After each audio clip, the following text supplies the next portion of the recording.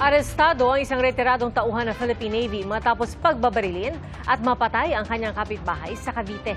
Ayon sa mga pulis, ang komprontasyon ng suspect at biktima nag-ugat umano sa nakawalang baboy. Saksi si Joseph Moro.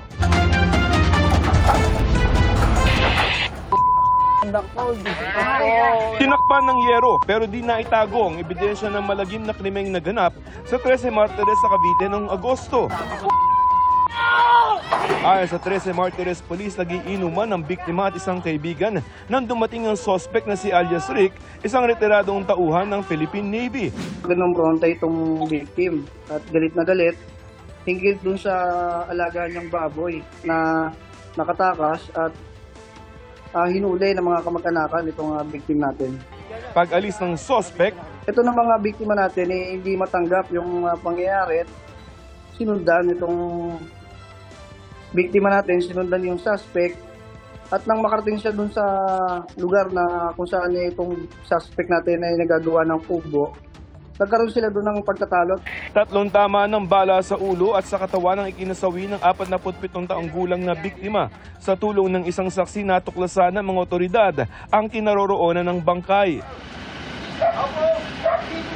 Inaresto ang 59 na taong gulang na suspect sa kanyang bahay. Sinubukan muna siyang palabasin sa bahay pero nang di tumugon ng suspect, pinasok na ito ng mga otoridad. Nakuha mula sa suspect ang 9mm na baril, magazine at mga bala. Ayon sa mga pulis, itinanggi ng suspect ang krimen.